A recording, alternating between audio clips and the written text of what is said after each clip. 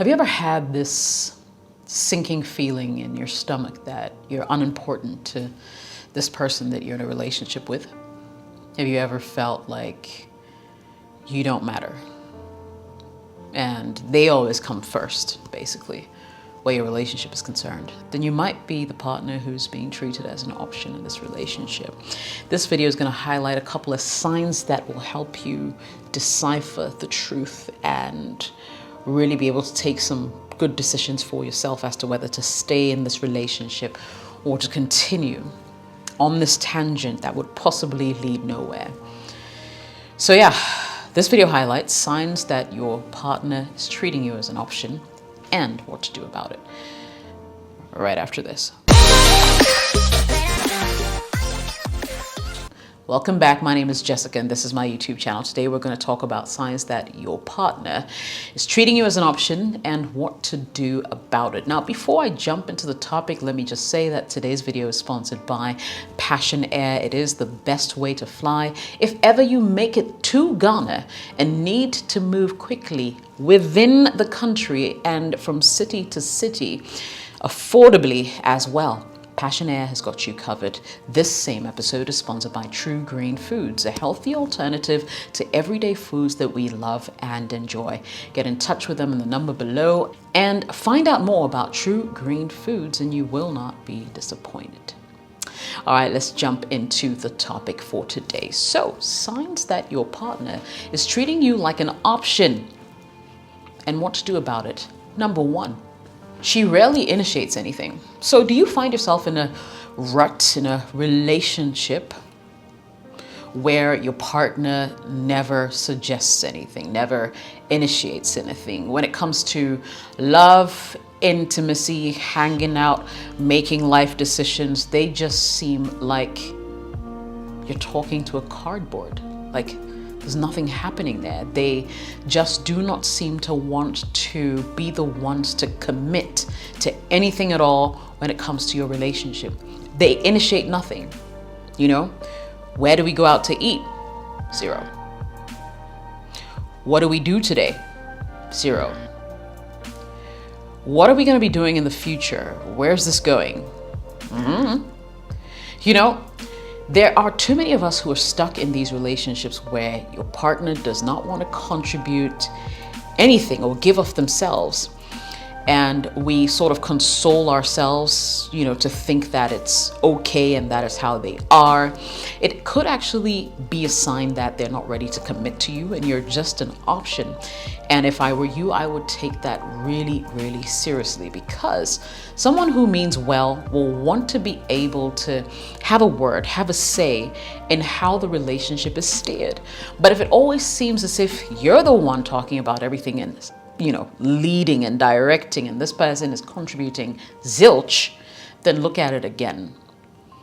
You might not be the person they want to end up with at the end of the day. So what do you do when this happens? I would say, don't let yourself be used. Don't be the one to always initiate important conversations, important activities, future plans.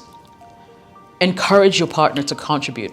Encourage your partner to really share how they feel about certain things, and basically encourage them to be active participants in the relationship instead of passive.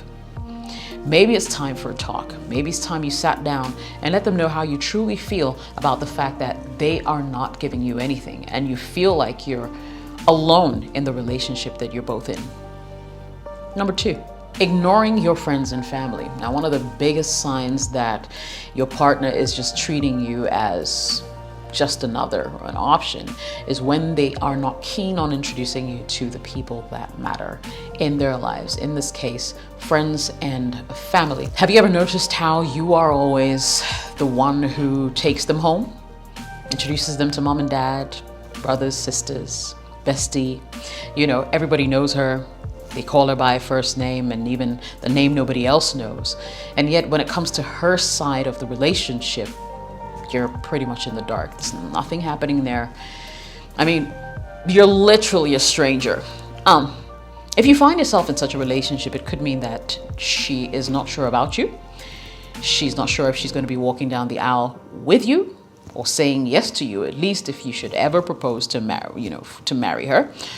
And such a woman will not be someone you should plan or go ahead and make like important plans with, because if she can't introduce you to her family, what else is there? I mean, these are the people who need to embrace you from the get-go and make you feel a part of them. Because you see, when you get married, whether you like it or not, you marry into a family, and they're gonna have to accept you in one way or the other. They're gonna have to make you feel like you are a part of them.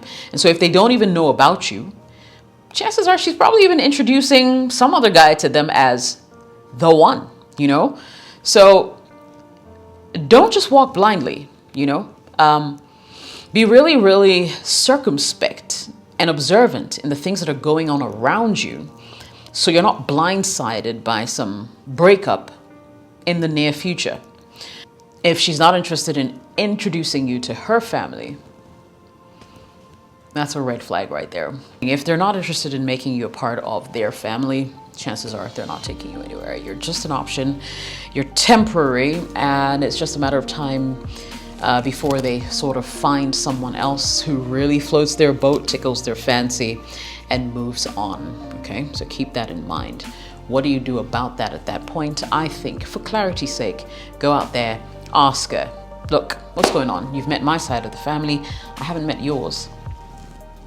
Why is that? Are you ashamed of me? Are you not?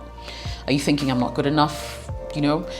Get some immediate answers. Let her tell you exactly what's going on, but never leave yourself hanging.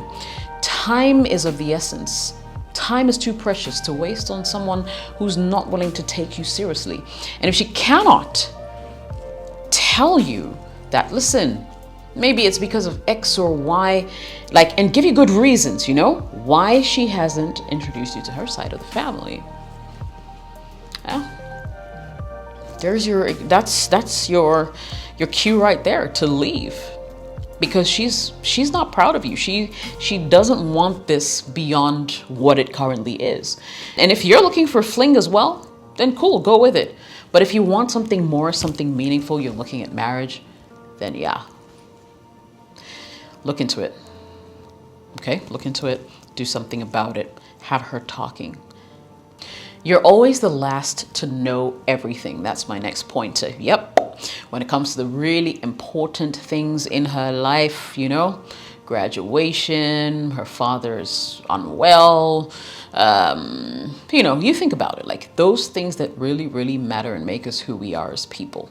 When it comes to those things, and you're not the first person she's calling to announce the good news, bad news, sad news to, then there might be something wrong. There might be something that just does not add up, and she's not trying to, and she's not telling you, basically.